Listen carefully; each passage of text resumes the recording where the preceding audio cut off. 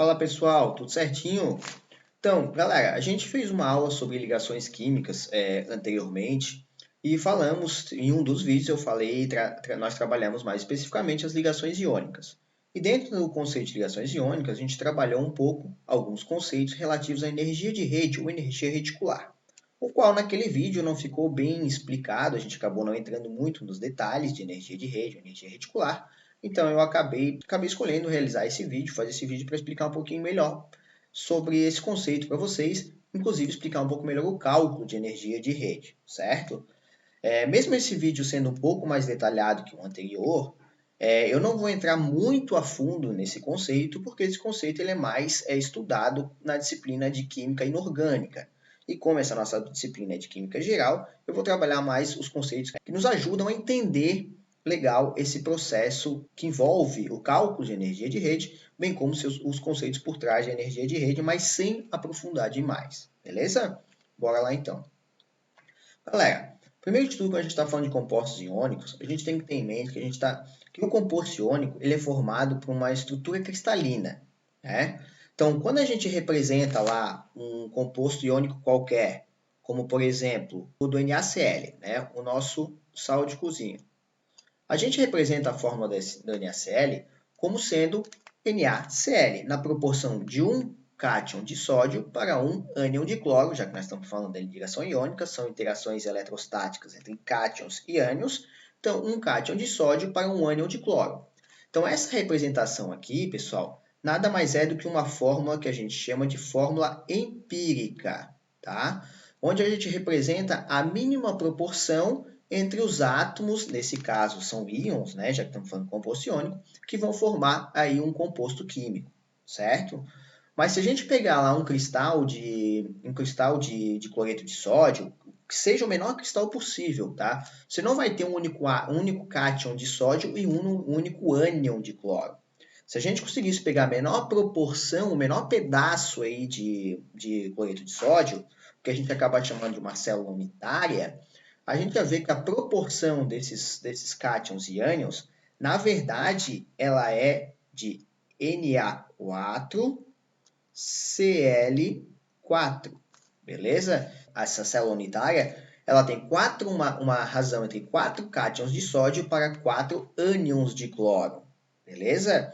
Galera, essa é a representação de uma célula unitária de cloreto de sódio, mas a gente não consegue tirar essa proporção simplesmente olhando para essa célula unitária. Tá? Se a gente for contar aqui, tem mais de 4 cátions de sódio, representativamente, e mais de 4 ânions de cloro.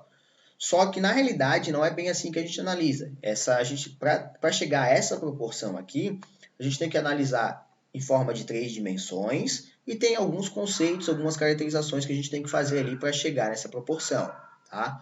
Mais para frente, se alguém tiver alguma curiosidade, eu posso fazer um vídeo sobre isso, mas ele é mais abordado na disciplina também, na disciplina de Química Inorgânica, ok? Mas sim, de fato, é essa proporção aqui. Vocês vão encontrar em alguns livros, algumas literaturas, que a razão é de Na6Cl6, tá? 6 cátions de cloro para 6 ânions de cloro. Mas isso não é verdade. Isso é quando a gente analisa a coordenação, a quantos ânions de cloro estão coordenados a este átomo central aqui, ó, a este cátion central de sódio, tá? Então, aqui o sódio é o roxinho e o cloro é o verdinho. Então, se a gente analisar quantos cloretos tem ligados a esse cátion de sódio, aí sim são 6. Ó. Tem este, 1, 2, 3, 4, neste plano aqui, 5, 6. Tá? Então, é o número de coordenação do sódio. Então, como a gente sabe que a razão é de 1 para 1, aí muito se fala que a coordenação é de 6 átomos de sódio para 6 átomos de cloro, ok? Mas numa rede cristalina, a proporção é de 4 cátions de sódio para 4 ânions de cloro, beleza? Pessoal, então cada composto iônico vai formar a sua estrutura cristalina, que vai ter uma forma geométrica diferente, tá? Ele vai ter um arranjo cristalino diferente. Por isso que quando a gente cristaliza diferentes compostos iônicos, quando a gente obtém cristais visíveis de diferentes compostos iônicos, a gente observa que a forma deles é diferente, que é devido ao seu arranjo cristalino. E cada um deles vai ter proporções entre cátions e ânions também de acordo com as suas cargas e células unitárias. como, por exemplo, aqui no fluoreto de cálcio, né, a proporção é de 2 ânions de flúor para 1 cátion de cálcio. No sulfeto de zinco, né, é de um sulfeto de um enxofre com carga menos 2 para um zinco com carga mais 2. Beleza? Bora lá então, pessoal. Galera, então um conceito bastante importante quando a gente está falando de compostos iônicos aí, né, é a energia de rede ou energia reticular. Tá? O que é isso? Pessoal, energia de rede ou energia reticular, representado aí por o zero ou o ΔH de rede, eu particularmente uso mais o ΔH de rede, que é o que a gente mais usa na química, o símbolo que a gente mais usa na química para entalpia, para energia, é a energia necessária para separar completamente um mol de um composto iônico sólido em íons gasosos. Tá? Então, ou seja, se eu tiver lá um composto iônico qualquer, né, eu vou até usar o exemplo do próprio NaCl, então. Então, se eu tiver o NaCl, essa é a energia para eu separar nosso NaCl sólido em um cátion, no caso Na+, gasoso, mais o nosso ânion aqui, que é o Cl, também no estado gasoso. Beleza? Então, essa é a energia de rede. Pessoal, alguns livros, algumas literaturas, também abordam como isso sendo o oposto, tá? Como sendo a energia necessária para eu formar um composto iônico sólido a partir dos íons no estado gasoso, beleza? Então, os dois conceitos são válidos. Você só tem que lembrar que quando eu estou decompondo, quando a gente está falando em decomposição, a energia final desse processo ela é positiva, tá? Por quê? Porque eu tenho um agregado iônico aqui bastante conectado, bastante com uma interação eletrostática muito forte, uma vez que eu tenho cargas positivas e negativas se atraindo fortemente. Então, para eu separar essas cargas, né, positiva e negativa, eu tenho que fornecer a ele muita energia. Isso é até uma das razões do alto ponto de fusão dos compostos iônicos. Compostos iônicos têm pontos de fusão acima de 500, 600 graus Celsius, né? Porque quando eu vou liquefazer esses compostos iônicos, eu estou separando as cargas positivas e cargas negativas. Então, eu estou fornecendo calor. Então, nesse sentido, eu estou falando de uma energia positiva, e se eu estiver falando no sentido oposto, se eu estiver falando na formação desse composto, tá? Eu estou falando de um ΔH ou de uma energia que vai ser negativa. Beleza? Então, por isso que a gente vai analisar, eu vou dar até a dica para vocês de a gente analisar essas energias sempre em módulo, tá? Analise em módulo, fica mais fácil de você comparar, e aí só observar. Se eu estou falando da decomposição, a energia é positiva, é absorção de energia. Se eu estou falando da formação, a energia negativa é liberação de energia, é um processo exotérmico, certo? Beleza? Galera, então como eu falei, energia de rede, né? Como eu acabei já mencionando, energia de rede ela indica que os íons estão interagindo fortemente. Existe uma atração eletrostática forte, portanto esse sólido ele é fortemente ligado e que está fortemente ligado. Quanto maior essa energia de rede, então quer dizer que mais estável é esse composto, mais difícil é de eu decompô-lo, mais energia eu vou ter que fornecer para romper essas atrações eletrostáticas, essas ligações entre cátions e ânions, tá? Então, pessoal, essa energia é relativamente difícil de eu medir diretamente, mas a gente pode calcular ela a partir de conhecimento de outros processos, como eu vou mencionar posteriormente no ciclo de Bohr-Haber. A gente vai aprender a calcular essa energia de rede, tá? Através de outras reações químicas já conhecidas.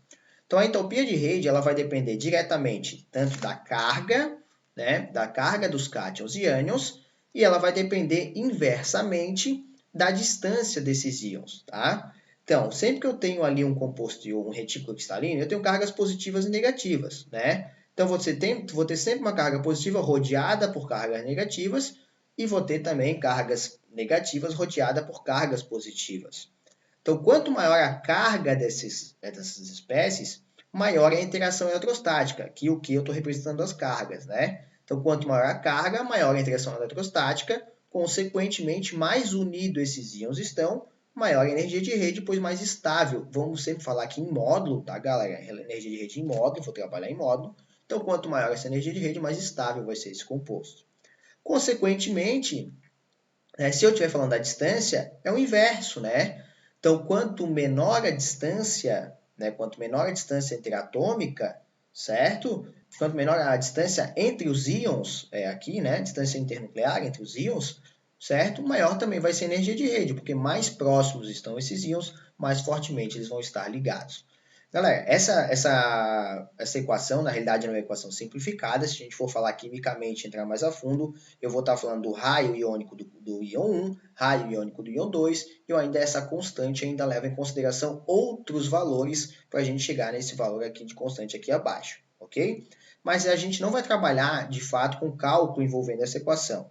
Então, a gente vai trabalhar aqui mais especificamente só com essa razão entre cargas e distância, o entendimento entre qual a influência da carga e da distância na energia de rede, na estabilidade de um composto iônico, aí, de um retículo cristalino. Beleza? Bora lá, então. Galera, então a gente pode aí fazer algumas relações entre as cargas e os íons e essa energia de rede, né? Então a gente pode identificar aí, ó, que quanto maior a carga, maior é a atração eletrostática, consequentemente, maior vai ser a energia de rede, certo? Então, a gente já falou isso anteriormente. E podemos até analisar aqui graficamente em relação a energia de rede de alguns compostos, tá? Galera, ó, sinal negativo porque ele está falando na formação desses compostos, beleza? Mas nós podemos sempre analisar em módulo, tá? Então, olha só. Pegando aqui alguns compostos que têm o ânion cloreto, alguns compostos iônicos, todos com o ânion cloreto, mas variando aqui o cátion, né? Pegando cátions da família 1, aqui em ordem crescente de raio iônico, né? A gente pode observar o seguinte, ó. Quanto maior o raio iônico do cátion, maior vai ser a distância entre o cátion e o ânion, né? Maior aqui eu tenho a distância entre cátion e o ânion. Consequentemente, quanto maior a distância entre cátions e ânions, menor é a atração eletrostática. Sendo menor a atração eletrostática, menor vai ser a energia de rede em módulo. Analisando em módulo, menor é essa energia de rede, né? Então, se eu estiver falando da formação desses compostos, quanto mais energia ele libera, né? Por isso que aqui negativo, a gente está falando da liberação de energia devido à formação de uma ligação química, quanto mais energia ele libera, mais estável ele vai ser, né? Então, se a gente analisa em módulo, esse valor aqui é maior, né? Ou seja, está liberando mais energia, então ele é um composto mais estável, devido a uma maior atração eletrostática, uma vez que os cátions e ânions estão mais próximos. Beleza, pessoal? Tranquilinho? Fazendo um comparativo entre cargas, então, pessoal, tá? Olha só, vamos considerar aqui, ó, o fluoreto de magnésio e o óxido de magnésio, tá? Galera, se a gente pegar o fluoreto de magnésio, certo? O fluoreto de magnésio aqui no flúor tem carga menos 1 e o magnésio carga mais 2, tá? Tá anotado aqui do ladinho, ó. Fluoreto carga menos 1, o magnésio carga mais 2. E no óxido de magnésio, o cátion é o mesmo, é o magnésio, então continuamos com carga mais 2. Já o oxigênio agora, ele passa a ter carga menos 2, certo? Então, quando eu tenho cargas maiores, a atração eletrostática ela é maior. Então, quanto maior a atração eletrostática, maior, vamos analisar aqui em módulo novamente, maior é a energia de rede. Então, consequentemente, a energia de rede do óxido de magnésio ela é maior do que a energia do fluoreto de magnésio, o que leva a um composto mais estável, uma vez que as interações eletrostáticas entre as cargas positivas e negativas é maior. Consequentemente, se a gente fosse comparar o ponto de fusão desses compostos aqui, o óxido de magnésio teria um ponto de fusão maior. Beleza? Tranquilo? Bora lá então. Galera, então como é que a gente calcula essas energias de rede? Né? Da onde que saem esses valores de energia de rede? Pessoal, a energia de rede ela sai do ciclo de Bohr-Haber, tá? Que na realidade Bohr e Haber são dois cientistas, tá? O Fritz Haber e o Max Bohr, são os dois alemães. O mais conhecido acho que acaba sendo o Haber, que ele ficou muito famoso lá na Primeira Guerra Mundial, porque ele foi um cara que ele é muito famoso na química pelo desenvolvimento da síntese da amônia, né? Ele desenvolveu a síntese da amônia e ficou muito conhecido na Segunda Guerra Mundial por colaborar aí, vamos dizer assim, com a fabricação de explosivos e de gás mostarda na época da Guerra Mundial, ajudando bastante a Alemanha aí em alguns êxitos durante a guerra, né? Ele acabou até ganhando o prêmio Nobel por causa da descoberta, por causa dessa síntese da amônia, que foi uma síntese muito importante.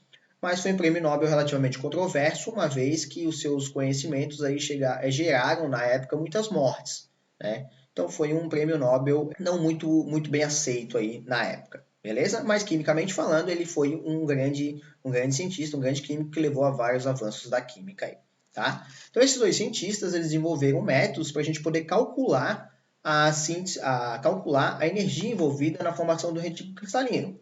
Uma vez, galera, que essa reação aqui, ó, na realidade, a gente não consegue reproduzir isso em um laboratório diretamente, tá? A gente não consegue realizar esse processo, porque a gente não tem cátions e ânions estáveis no estado gasoso. Então, eu não consigo realizar uma síntese entre um cátion gasoso e um ânion gasoso para formar aí o nosso composto iônico. Aqui, faltou aqui, o sólido, né? A gente está falando composto iônico no estado sólido, beleza?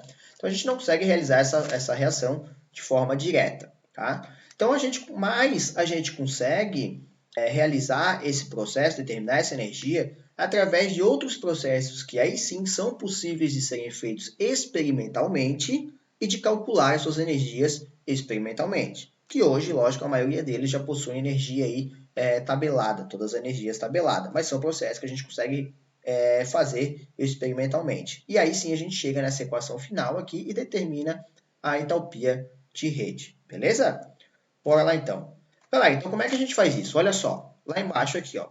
O que a gente tem, na verdade, o estado padrão dessas substâncias que envolvem a formação do cloreto de potássio, por exemplo, né, do retículo cristalino de cloreto de potássio, é o potássio no estado sólido, então esse é o estado padrão do potássio, certo? E o cloro que a gente tem é no estado gasoso. O estado padrão do cloro, se a gente considerar 25 graus Celsius em OTM, é no estado gasoso, beleza? Formando, então, o nosso cloreto de potássio sólido. Isso é chamado de entalpia de formação, pessoal, uma vez que eu estou formando o cloreto de sódio no seu estado padrão a partir dos átomos no estado padrão, certo? Beleza? Então, isso é entalpia de formação, que a gente consegue determinar essa entalpia, a gente tem ela tabelada, a gente consegue determinar experimentalmente e tem esse valor tabelado, certo? Então, a gente tem que daqui chegar nesse processo aqui em cima, aqui, ó. Então, nós vamos ter que realizar alguns outros processos que envolvem energias para chegar no cátion gasoso, no ânion gasoso, e aí sim formar o cloreto de potássio, nesse caso, no estado sólido. Beleza? Bora lá. Então, pessoal, vou começar pelo potássio, tá? Então, olha lá, nós queremos chegar no potássio iônico no estado gasoso. Então, primeiro, eu tenho que sublimar esse potássio. Tá? Eu tenho que transformá-lo no estado sólido, que é o estado padrão dele, onde eu encontro, né, o estado que eu encontro o potássio, certo? A 25 graus Celsius em OTM, e fazer ele e sublimá-lo, que a gente chama de energia de sublimação, ok? Energia de sublimação. Beleza, depois de sublimar o potássio, a gente tem aí que ionizar esse potássio. Eu tenho que transformá-lo em um cátion. E a gente chama isso de energia de ionização. Pessoal, lá de propriedades periódicas, a energia de ionização é a energia necessária para eu arrancar um mol de elétrons. Então, eu vou até cortar o elétron aqui, ó, para arrancar um mol de elétrons, esse elétron está sendo liberado, de um átomo isolado no estado gasoso. Ok? Então, tá bom. Transformando ele aqui, então, num cátion no estado gasoso. Ok, então meu potássio ele já está na forma que eu quero, na forma de K+, um cátion e gasoso, certo? Então vamos para o cloro. Galera, o cloro, então, inicialmente ele está na forma diatômica aqui, né, Cl2, no estado gasoso. O estado gasoso já é o que eu quero, mas eu preciso de apenas 1 mol de Cl menos, certo? Então eu preciso quebrar essa ligação Cl-Cl. Eu preciso quebrar essa ligação Cl-Cl e eu tenho só meio mol de Cl2. Então, eu vou lá para cima, eu vou quebrar, repetido, o meio mol de cloro 2 está aqui repetido aqui em cima, né? Então, eu vou quebrar essa ligação Cl-Cl.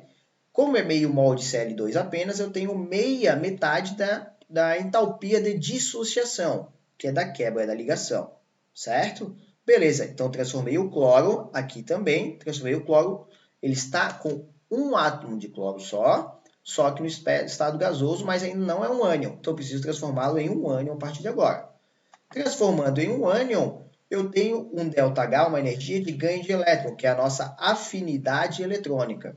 Então, a afinidade eletrônica, pessoal, de novo lá de propriedades da tabela periódica, é a energia liberada quando um átomo isolado do estado gasoso ganha um elétron. Tá? Então, ele está ganhando um elétron, transformando-se então em um ânion. Então, a gente chega agora nas espécies que a gente quer para poder reagir de fato e aí sim formar o nosso cloreto de potássio no estado sólido. Então, o cátion de potássio no estado gasoso e o ânion de cloro também no estado gasoso. Agora, essas espécies vão reagir e vão formar o nosso cloreto de potássio sólido. O que a gente passa aí sim a chamar esta diferença de energia é o que a gente chama de energia de rede, ok? Então, esta diferença de energia é o que a gente chama de rede. Então, de vários processos os quais eu posso realizar experimentalmente, eu chego na minha energia final de um processo que eu não consigo determinar experimentalmente. Essa, pessoal, é a famosa lei de Hess, que vocês aprenderam lá no ensino médio, onde, a partir de diversas reações com energias conhecidas, eu chego numa reação final, né, na energia de uma reação final, ao qual eu não consigo fazer experimentalmente, ao qual eu não tenho a energia conhecida. Tá? Então, o que a gente pode definir aí, galera? Que a energia de formação, então a gente chega numa equaçãozinha aqui, tá? Onde a energia de formação ela é igual à entalpia ou energia de sublimação, mais a energia de ionização lá do potássio, mais metade da energia de dissociação aqui do cloro, mais a energia referente ao ganho de elétron, que é a nossa afinidade eletrônica, mais a energia de rede, que é de fato aqui o que a gente quer é a energia de rede. Então, só isolar essa energia de rede, a gente vai ter, né, passando tudo isso aqui para o outro lado, a energia de rede vai ser igual a ΔH de formação menos todos os outros processos envolvidos aí, certo? Que podem ser ou positivo ou negativo, né? A gente vai ter que analisar de acordo com cada valor de energia aí que a gente encontra para cada processo desse. Pessoal, pegando já na tabela, a gente já tem esses valores todos tabelados, né? Analisando esses valores, a gente vai ter que a energia de rede é igual a menos o ΔH de formação, entalpia ou energia, é tudo sinônimo de formação, para o cloreto de potássio, né? É de menos 437, esse processo é de menos 437 kJ por mol. Todas essas energias, pessoal, são em kJ por mol, ok? Menos o ΔH de sublimação, menos, então, vamos lá, coloca o menos antes. ΔH de sublimação, 89 kJ por mol. Energia de ionização, 418 kJ por mol. Meia energia de dissociação, já que estamos falando de meio mol, do cloreto, é de 122 kJ por mol. Mais a energia de ganho de elétron, ou a afinidade eletrônica, para o cloro, transformá-lo em cloreto, é de 349 kJ por mol. Fazendo esse cálculo, pessoal, a gente chega numa energia de rede final aí de menos 700 kJ, menos 717 kJ por mol, certo? Pessoal, olha só, sinal negativo, ou seja, é uma reação exotérmica, né? Para quem não lembra lá do ensino médio, reação exotérmica, que libera calor, uma vez que a gente está falando da formação do cloreto de potássio, tá? Estamos falando da formação. Se estivéssemos falando da quebra da ligação, esse valor seria o mesmo em número, em módulo, só que positivo, beleza? Então, estamos falando da formação do retículo cristalino, certo? Tranquilo? Vou fazer mais um exemplo para vocês, tá, pessoal? Vamos lá. Galera, como segundo exemplo, nós vamos calcular, então, a energia de rede para a formação do fluoreto de cálcio, beleza? Então, de novo, relembrando, fluoreto de cálcio ele é formado, a energia de rede ela é dada, né, pela formação do fluoreto de cálcio, de novo aqui, sólido, né, temos que ter ele aqui sólido, a partir do cálcio 2+, do cátion de cálcio gasoso, mais 2 mols de fluoreto também gasoso, certo? Só que essa reação a gente não tem como fazer ela experimentalmente porque a gente não tem os cátions e os ânions de cálcio e flúor estáveis na forma gasosa, certo? Então a gente parte lá novamente do cálcio sólido, é o estado padrão do cálcio, 5 graus Celsius ATM. O flúor é gasoso na forma de F2, gerando então o nosso fluoreto de cálcio, onde a gente tem a ΔH de formação desse fluoreto de cálcio, beleza? Então, temos que realizar os processos, tanto com cálcio quanto com flúor, para chegar a esses estados aqui que a gente tem aqui em cima, beleza? Então, vamos lá. Começando pelo metal novamente. Então, no caso do cálcio, a gente tem que primeiro sublimar o cálcio, ele tem que passar para o estado gasoso. O flúor eu vou sempre repetir, por enquanto, quando eu estiver trabalhando com cálcio. Então, vou sublimar o cálcio. Então, energia de sublimação. Para sublimar, é passar do estado sólido para o líquido, para o gasoso, certo? A gente tem aí que fornecer energia, ele tem que ganhar energia. Agora temos que ionizar o cálcio, né? Ionizar o cálcio de forma que ele vai de cálcio para cálcio 0 para cálcio mais 2. Então, na realidade, pessoal, são duas ionizações. Aqui a gente vai estar liberando, ó, o cálcio vai estar liberando 2 elétrons em vez de apenas 1 elétron. Então, temos dois processos de ionização. A primeira ionização para o cálcio e a segunda ionização, onde cada ionização tem sua energia. Então, são duas energias de ionização aqui distintas, beleza? Aí vamos transformá-lo no cálcio mais 2. Então, cálcio mais 2 já vai estar no estado gasoso, pronto agora para reagir com o fluoreto e formar o fluoreto de cálcio. Então, vamos partir agora aqui do flúor. Então, o flúor já está no estado gasoso, mas eu preciso de fluoreto, né, da espécie fluoreto. Então, eu preciso quebrar, e quantos fluoretos eu preciso? De 2 mols de fluoreto. Ok, já tenho 2 flúor. Então, eu vou precisar quebrar uma ligação FF. Então, vamos lá. Então, tem uma energia de dissociação, onde eu quebro uma molécula de F2, transformo em duas moléculas de flúor, 2 átomos isolados de flúor, certo? Agora, eu preciso transformar esses átomos isolados de flúor em ânions fluoreto. Então, os átomos de flúor precisam ganhar elétrons, formando aí o fluoreto. Então, eu tenho aí energia de ganhos de elétron. Tendo então agora nossas espécies nossos íons no estado gasoso, eles podem então reagir, gerando aí nossa espécie final, nosso fluoreto de cálcio no estado sólido, o nosso retículo cristalino. Podemos então agora calcular aí sim a energia de rede a partir de todos esses processos aqui envolvidos e tendo então a partir de todos esses processos envolvidos e a partir dos dados de energia de cada um desses processos. Então, temos que a energia de rede é igual a ΔH de formação menos todos os demais processos envolvidos, né? Sendo que, nesse caso, a gente vai ter energia de rede é igual a entalpia de formação para o fluoreto de cálcio, né? Valor tabelado é 1.220 kJ por mol, menos, temos aqui a entalpia de sublimação para o cálcio de 199,8 kJ por mol, a energia de ionização, primeira energia de ionização para o cálcio é de 589,8. A segunda energia de ionização vai ser de 1.145,4 kJ por mol. Temos a entalpia de dissociação do fluoreto de 158,8 kJ por mol. E a entalpia de ganho de elétron aí de menos 337 kJ por mol. Somando tudo isso, pessoal, a gente chega aí numa energia de rede de menos 2.976,8 kJ por mol. Beleza? Galera, se nós compararmos a energia de rede do cloreto de potássio realizada anteriormente com a energia de rede do fluoreto de cálcio realizada anteriormente, a gente chega nos valores aí, ó, da energia de rede de formação, estamos falando da formação, por isso que os valores são negativos, né? Estamos falando da formação. De menos 717 kJ por mol do cloreto de potássio e menos 2.976,8 kJ por mol para o fluoreto de cálcio.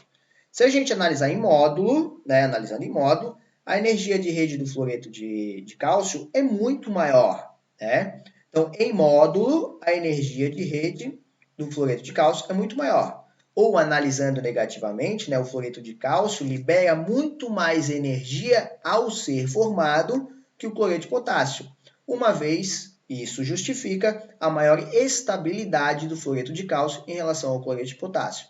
Então, se eu quiser quebrar uma ligação de fluoreto de potássio, liquefazê-lo, por exemplo, preciso fornecer a ele muito mais energia em relação ao cloreto de cálcio. Se eu estiver falando da formação desses compostos, o fluoreto de cálcio vai liberar muito mais energia. Ou seja, ele libera mais energia porque ele é mais estável, já que na química, um estado de menor energia é sinônimo a estabilidade. Beleza, galera? Espero que tenha ficado um pouco melhor essa aula agora, tenha explicado um pouquinho melhor sobre o ciclo de Bohr-Haber, sobre energia de rede, e que tenha ficado um pouco mais claro aí para vocês. Valeu? Obrigado, galera. Um abraço.